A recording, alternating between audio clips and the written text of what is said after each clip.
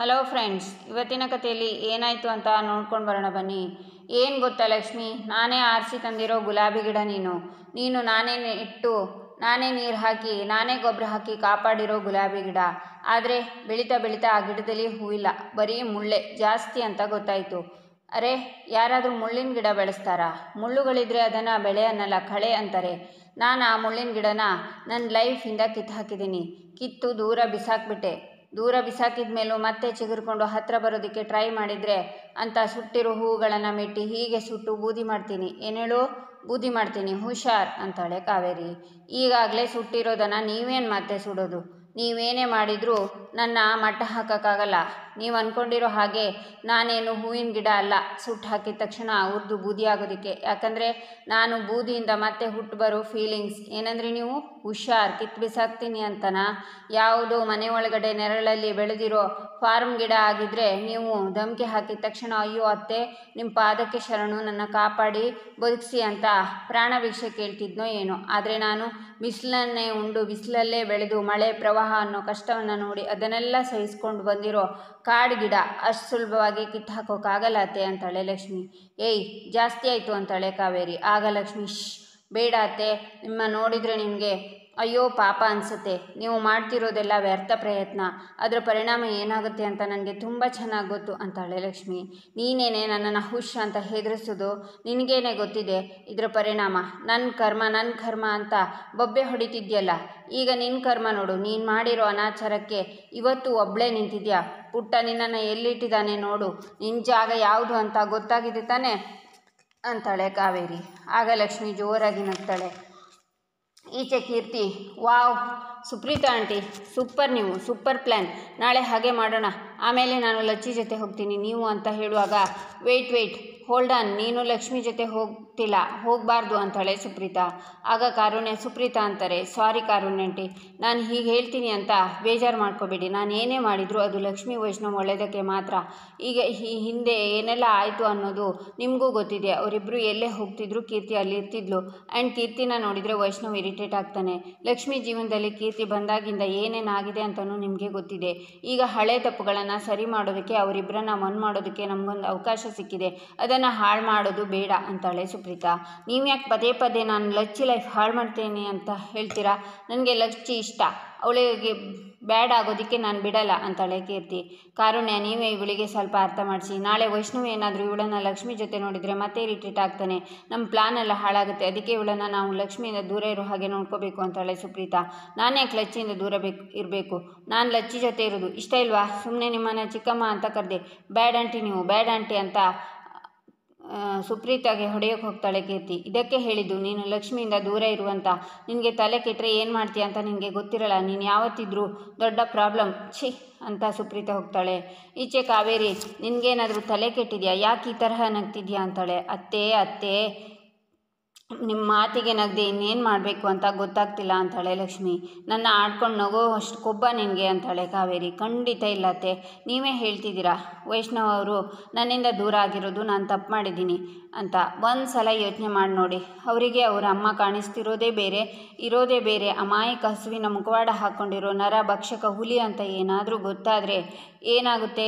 ಕಾಲಜ್ಞಾನದ ಬಗ್ಗೆ ಮಾತಾಡೋಷ್ಟು ಜ್ಞಾನ ನನಗಿಲ್ಲ ಅತ್ತೆ. ಕಾಲನೇ ಕೊಡೋ ಉತ್ತರದ ಬಗ್ಗೆ ಮಾತಾಡ್ತಿದ್ದೀನಿ.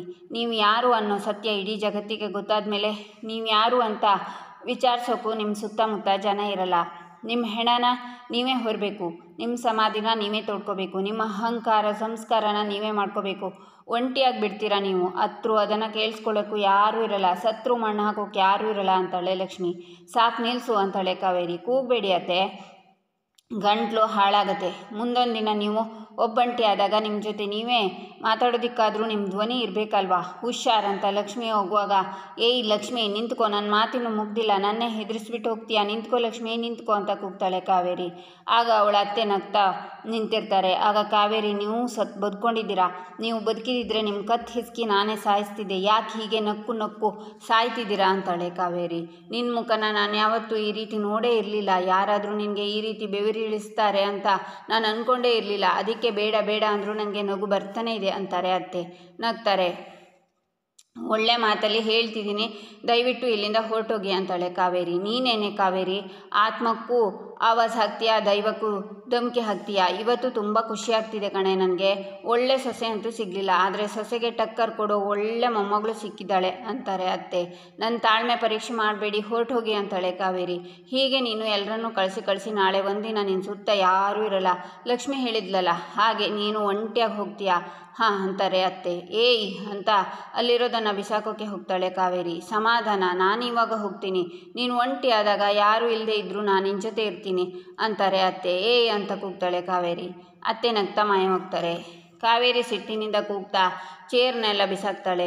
ಈಚೆ ಲಕ್ಷ್ಮಿ ಮನೆಯಲ್ಲಿ ಕಸ ಗುಡಿಸ್ತಿರ್ತಾಳೆ. ಆಗ ಕೀರ್ತಿ, ಲಚ್ಚಿ ನಾವು ಒಂದು ಪಿಕ್ನಿಕ್ಗೆ ಹೋಗೋಣವಾ? ಎಲ್ಲಿ ಹೋಗೋಣ? ನಾನೊಂದು ಮೂವಿನಲ್ಲಿ ಒಂದು ಪ್ಲೇಸ್ ನೋಡಿದ್ದೀನಿ, ತುಂಬ ಚೆನ್ನಾಗಿತ್ತು. ಯಾವುದು ಗೊತ್ತಾ? ಊಟಿಗೆ ಹೋಗೋಣವಾ? ನೀನು ಎಷ್ಟಂತ ಕೆಲಸ ಮಾಡ್ತೀಯಾ, ಬಾ ನನ್ನ ಪಕ್ಕ ಕೂತ್ಕೋ ಅಂತಾಳೆ ಕೀರ್ತಿ. 5 ನಿಮಿಷ ಇರು, ಬಂದೆ ಅಂತಾಳೆ ಲಕ್ಷ್ಮಿ. ಆಗ ಸುಪ್ರೀತಾ ಅಲ್ಲಿಗೆ ಬರ್ತಾಳೆ. ಬೇಡ ಆಂಟಿ, ಬಂದ್ರಾ? ಇವ್ರ ಮನೇಲಿ ಇರೋದಕ್ಕಿಂತ ಜಾಸ್ತಿ ನನ್ನ ಮನೇಲಿ ಇರ್ತಾರೆ, ಇವ್ರ ಹತ್ರ ಮಾತಾಡೋದೇ ಬೇಡ ಅಂತ ಆಚೆ ನೋಡ್ತಾಳೆ ಕೀರ್ತಿ. ಆಗ ಲಕ್ಷ್ಮಿ, ಬನ್ನಿ ಚಿಕ್ಕಮ್ಮ ಕೂತ್ಕೊಳ್ಳಿ, ಊಟ ಆಯ್ತಾ ಅಂತಾಳೆ. ಗಂಟ್ಲಲ್ಲಿ ಊಟ ಹೇಗೆ ಹಿಳಿಯುತ್ತೆ ಲಕ್ಷ್ಮಿ? ನೀವಿಬ್ಬರು ಜೀವನನ ಹಾಳು ಮಾಡಿಕೊಂಡು ಕೂತಿದ್ದೀರಲ್ಲ, ಮನೇಲಿ ಆ ರಾಕ್ಷಸಿನ ನೋಡೋದಕ್ಕೆ ಆಗಲಿಲ್ಲ, ಅದಕ್ಕೆ ನಿನ್ನ ತಲೆ ಸರಿ ಮಾಡೋಣ ಅಂತ ಬಂದೆ ಅಂತಾಳೆ ಸುಪ್ರೀತಾ. ನೀವು ಬಂದಿದ್ದು ಒಳ್ಳೆಯದಾಯಿತು ಚಿಕ್ಕಮ್ಮ, ಆದರೆ ವೈಷ್ಣವ್ ಜೊತೆ ಮದುವೆಗೆ ಹೋಗು ಅಂತ ಮಾತ್ರ ಹೇಳಬೇಡಿ ಅಂತಾಳೆ ಲಕ್ಷ್ಮಿ. ಲಕ್ಷ್ಮಿ, ನಿನ್ನ ಖುಷಿ ಇದೇನೆ, ಅದರಲ್ಲಿ ವೈಷ್ಣವ್ ಈಗ ಅಪ್ಸೆಟ್ ಆಗಿದ್ದಾನೆ, ಈಗ ನೀನೇ ಅವನ ಜೊತೆ ಇರಬೇಕು ಅಂತ ಲಕ್ಷ್ಮಿ ಕೈನ ಹಿಡ್ಕೋತಾಳೆ ಸುಪ್ರೀತಾ. ಈ ಆಂಟಿ ಯಾಕೆ ನನ್ನ ಲಚ್ಚಿ ಕೈ ಹಿಡ್ಕೊಂಡು ಮಾತಾಡ್ತಿದ್ದಾರೆ? ನನ್ನ ಲಚ್ಚಿ ಅವಳು, ಈ ಸುಪ್ರೀತಾ ಆಂಟಿ ನನ್ನ ಲಚ್ಚಿನ ದೂರ ಮಾಡೋಕ್ಕೆ ಬಂದಿದ್ದಾರೆ, ಹೀಗಾಗೋದಕ್ಕೆ ಬಿಡಲ್ಲ ಅಂತ. ಲಚ್ಚಿ, ನೀನು ಹೋಗಿ ರೆಡಿ ಆಗು ಅಂತಾಳೆ ಕೀರ್ತಿ. ರೆಡಿ ಆಗೋದಾ ಅಂತಾಳೆ ಲಕ್ಷ್ಮಿ. ಹಾಂ, ನೀನು ಸಾಮೂಹಿಕ ಮದುವೆಗೆ ಹೋಗಬೇಕಲ್ವಾ ಅಂತಾಳೆ ಕೀರ್ತಿ.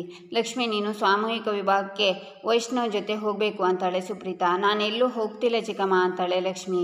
ಈಚೆ ಕಾವೇರಿ ಗಂಗನ ಹತ್ರ, ಪುಟ್ಟ ತಿಂಡಿ ತಿನ್ನ ಅಂತಾಳೆ. ಇನ್ನೂ ಇಲ್ಲ, ರೆಡಿ ಆಗ್ತಿದ್ದೀನಿ, ಬರ್ತೀನಿ ಅಂದರು ಅಂತಾಳೆ ಗಂಗಾ. ಸರಿ ನೀನು ಹೋಗು ಅಂತ ಪುಟ್ಟ ಇನ್ನೂ ರೂಮಲ್ಲೇ ಇದ್ದಾನೆ, ಅವನು ಡೈನಿಂಗ್ ಹಾಲ್ಗೆ ಬರೋಷ್ಟರಲ್ಲಿ ಮಾತಾಡಿಸ್ಬೇಕು ಅಂತ ಕಾವೇರಿ ಬರುವಾಗ ವೈಷ್ಣವ್ ರೆಡಿಯಾಗಿ ರೂಮಿಂದ ಹೊರಗಡೆ ಬರ್ತಾನೆ. ಶಾಕ್ನಿಂದ ಕಾವೇರಿ ಅವನ್ನೇ ನೋಡ್ತಾಳೆ. ಈಚೆ ಸುಪ್ರೀತಾ, ಹಾಗಲ್ಲ ಲಕ್ಷ್ಮಿ ಅಂತಾಳೆ. ಇರಬಹುದು ಚಿಕ್ಕಮ್ಮ, ಹಾಗಂತ ನಾವಿಬ್ಬರು ಅಲ್ಲಿಗೆ ಗಂಡ ಹೆಂಡತಿ ಅಂತ ನಟನೆ ಮಾಡ್ಕೊಂಡು ಹೋಗೋದು ನನಗೆ ಇಷ್ಟ ಇಲ್ಲ. ವೈಷ್ಣವ್ ಅವರಿಗೆ ನಾನು ವಿಷಯ ಮುಚ್ಚಿಟ್ಟೆ ಅಂತ ನನ್ನ ಮೇಲೆ ಬೇಜಾರಾಗಿರ್ಬೋದು ಸರಿ, ಆದರೆ ಅವರು ನಮ್ಮ ಲೈಫ್ಗೆ ಸಂಬಂಧಪಟ್ಟ 2 ದೊಡ್ಡ ನಿರ್ಧಾರನ ತಗೊಂಡಿದ್ದಾರೆ. ಒಂದು ನನ್ನ ಮನೆಯಿಂದ ಆಚೆ ಹಾಕಿದ್ದು, ಅದ್ರ ಬಗ್ಗೆನೂ ನನ್ನ ಹತ್ರ ಏನೂ ಮಾತಾಡಿಲ್ಲ. ಈಗ ಅವ್ರ ಅಮ್ಮ ಹೇಳಿದ್ರು ಅಂತ 2ನೇ ಮದುವೆಗೆ ರೆಡಿಯಾಗಿದ್ದಾರೆ, ಅದ್ರ ಬಗ್ಗೆನೂ ನನ್ನ ಹತ್ರ ಮಾತಾಡಿಲ್ಲ. ಅಂಥದ್ರಲ್ಲಿ ಇಷ್ಟೆಲ್ಲ ಆದಮೇಲೂ ನಾನು ಅವ್ರು ಹೇಳಿದ್ದನ್ನು ಕೇಳ್ಕೊಂಡು ಅವ್ರ ಜೊತೆ ಹೋಗಬೇಕಾ? ಸಂಬಂಧನೇ ಮುರಿದ ಮೇಲೆ ಯಾವ ಹೆಸರಲ್ಲಿ ಹೋಗಬೇಕು ಚಿಕ್ಕಮ್ಮ ಅಂತಾಳೆ ಲಕ್ಷ್ಮಿ. ಲಕ್ಷ್ಮಿ, ನಿನ್ನ ಲಾಜಿಕ್ ನನಗೆ ಅರ್ಥ ಆಗುತ್ತೆ, ಆದರೆ ಲಾಜಿಕ್ನ ಬಿಟ್ಟು ಪ್ರಾಕ್ಟಿಕಲ್ ಆಗಿ ಯೋಚನೆ ಮಾಡು. ಇದು ನೀನು ವೈಷ್ಣವ್ ಒಂದಾಗೋದಕ್ಕೆ ದೇವರೇ ಮಾಡಿಕೊಟ್ಟಿರೋ ಅವಕಾಶ ಅಂತ ನಿನಗೆ ಅನ್ಸಲ್ವಾ ಅಂತಾಳೆ ಸುಪ್ರೀತಾ. ಅಂದರೆ ಅವರು 2ನೇ ಮದುವೆಗೆ ಒಪ್ಪಿದ್ದಾರೆ, ಹೆಂಡತಿಗೆ ಬೆಲೆ ಇಲ್ಲ ಅಂದಮೇಲೆ ನಾವು ಜೊತೆ ಹೇಗೆ ಹೋಗಲಿ ಅಂತಾಳೆ ಲಕ್ಷ್ಮಿ. ಅಮ್ಮ ಹೇಳಿದ್ದನ್ನು ಕೇಳಿಕೊಂಡು ಆ ನಿರ್ಧಾರ ತಗೊಂಡಿದ್ದಾನೆ, ಅದು ಅವನ ಮನಸ್ಸು ತಗೊಂಡಿದ್ದ ನಿರ್ಧಾರ ಅಲ್ಲ ಅಂತಾಳೆ ಸುಪ್ರೀತಾ. ಮನಸ್ಸಿನ ನಿರ್ಧಾರನೋ ಮಾತಿನ ನಿರ್ಧಾರನೋ ಆದರೆ ಆಗಿದೆಯಲ್ಲ ಅಂತಾಳೆ ಲಕ್ಷ್ಮಿ. ಲಕ್ಷ್ಮಿ, ನಿನಗೂ ಗೊತ್ತು ವೈಷ್ಣವ್ ನಿನ್ನ ಎಷ್ಟು ಪ್ರೀತಿಸ್ತಾನೆ ಅಂತ, ಅವನ ಮನಸ್ಸನ್ನು ಬದಲಾಯಿಸೋದು ನಿನ್ನ ಕರ್ತವ್ಯ ಅಲ್ವಾ? ಮನೆಯಲ್ಲಿದ್ದರೆ ಅಮ್ಮ ಅವನ ಹಿಂದೆನೇ ಇರ್ತಾರೆ, ಮಗ ಹೊರಗಡೆ ಹೋದರೆ ಅಲ್ಲಿ ಕಾವೇರಿ ಇರಲ್ಲ, ದೂರ ಇದ್ದು ಅವಳೇನೂ ಮಾಡೋಕ್ಕಾಗಲ್ಲ. ನಿನಗೊಂದು ಅವಕಾಶ ಸಿಕ್ಕಿದೆ, ಬಿಡಬೇಡ ಅಂತಾಳೆ ಸುಪ್ರೀತಾ. ನೀವು ಹೇಳಿದ್ದು ಕರೆಕ್ಟು, ಆದರೆ ನಾನು ಬರಲ್ಲ ಅಂತ ಹೇಳಿದ್ದೀನಲ್ಲ, ಈಗ ವೈಷ್ಣವರು ಬರ್ತಾರೋ ಇಲ್ವೋ ಅಂತಾಳೆ ಲಕ್ಷ್ಮಿ. ಬಂದೇ ಬರ್ತಾನೆ, ಸಿಕ್ಕಿರೋ ಅವಕಾಶನ ಬಳಸ್ಕೊ, ಅವನ ತಪ್ಪನ್ನು ಅವನಿಗೆ ಅರ್ಥ ಮಾಡಿಸು. ಕಾವೇರಿ ಅಮ್ಮ ಅನ್ನೋ ಪದಕ್ಕೆ ಅವಮಾನ, ಅವಳಿಂದ ಅವನನ್ನು ಕಾಪಾಡ್ಕೋ ಲಕ್ಷ್ಮಿ ಅಂತ ಕೈ ಮುಗಿತಾಳೆ ಸುಪ್ರೀತಾ. ಲಚ್ಚಿ, ನೀನು ಹೋಗೋ ಡ್ರೆಸ್ ಚೇಂಜ್ ಮಾಡ್ಕೊ ಅಂತ ಲಕ್ಷ್ಮಿನ ಒಳಗಡೆ ಕಳಿಸ್ತಾಳೆ ಕೀರ್ತಿ. ಈಚೆ ಕಾವೇರಿಗೆ ವೈಷ್ಣವ್ನ ನೋಡಿ ಸುಪ್ರೀತಾ ಹೇಳಿದ್ದು ನೆನಪಾಗುತ್ತೆ. ಸುಪ್ರೀತಾ ಹೇಳೋದಿರೋದಕ್ಕೂ ಪುಟ್ಟ ರೆಡಿಯಾಗಿರೋದಕ್ಕೂ ಏನಾದರೂ ಸಂಬಂಧ ಇರಬಹುದಾ ಅಂತ ಯೋಚನೆ ಮಾಡ್ತಾಳೆ. ಅಮ್ಮ ಏನಾಯಿತು, ಏನೋ ಯೋಚನೆ ಮಾಡ್ತಿದ್ಯಾ, ಏನಾಯ್ತು ಹೇಳು ಅಂತಾನೆ ವೈಷ್ಣವ್. ಅಲ್ಲ, ಈ ಬಟ್ಟೆ ಯಾಕೆ ಅಂತಾಳೆ ಕಾವೇರಿ. ಸಾಮೂಹಿಕ ವಿವಾಹಕ್ಕೆ ಹೋಗ್ತಿದ್ದೀನಲ್ಲ, ಸ್ವಲ್ಪ ಟ್ರೆಡಿಷನಲ್ ಆಗಿರಲಿ ಅಂತ. ಚೆನ್ನಾಗಿದೆಯಾ ಅಂತಾನೆ ವೈಷ್ಣವ್. ಚೆನ್ನಾಗಿದೆ ಅಂತಾಳೆ ಕಾವೇರಿ. 10 ಗಂಟೆಗೆ ಇರಬೇಕು ಅಂತ ಹೇಳಿದ್ದಾರೆ, ಲೇಟ್ ಆಗ್ತಿದೆ, ಬರ್ತೀನಿ ಅಂತಾನೆ ವೈಷ್ಣವ್. ನಾನು ಬರ್ತೀನಿ ಕಣೋ ಅಂತಾಳೆ ಕಾವೇರಿ. ಬೇಡ ಅಮ್ಮ ಅಂತಾನೆ ವೈಷ್ಣವ್. ಈಚೆ ಲಕ್ಷ್ಮಿ ರೆಡಿಯಾಗಿ ಬರ್ತಾಳೆ. ಸುಪ್ರೀತಾ ಅವಳನ್ನು ನೋಡಿ, ಏನೇ ಚೇಂಜ್ ಆದರೂ ಈ ಸೀರೆ ಮಾತ್ರ ಚೇಂಜ್ ಆಗಲ್ಲ ಅಲ್ವಾ ಅಂತಾಳೆ. ಕೀರ್ತಿನೂ ಹಾಗೆ ರಿಪೀಟ್ ಮಾಡ್ತಾಳೆ. ಯಾಕೆ ಚಿಕ್ಕಮ್ಮ ಸೀರೆ ಚೆನ್ನಾಗಿಲ್ವಾ ಅಂತಾಳೆ ಲಕ್ಷ್ಮಿ. ಡಬ್ಬ ಥರ ಇದೆ ಅಂತಾಳೆ ಸುಪ್ರೀತಾ. ಚಿಕ್ಕಮ್ಮ ಏನಾಗಿದೆ ಅಂತಾಳೆ ಲಕ್ಷ್ಮಿ. ನೀನು ಹೋಗ್ತಿರೋದು ಸಾಮೂಹಿಕ ವಿವಾಹಕ್ಕೆ, ಅವನ ಹೆಂಡತಿ ಥರ ಹೋಗಬೇಕು, ಸೀರೆಗೂ ಬ್ಲೌಸ್ಗೆ ಮ್ಯಾಚ್ ಆಗ್ತಿಲ್ಲ ಅಂತಾಳೆ ಸುಪ್ರೀತಾ. ಇನ್ನು ಹೇಗೆ ರೆಡಿ ಆಗೋದು ಅಂತಾಳೆ ಲಕ್ಷ್ಮಿ.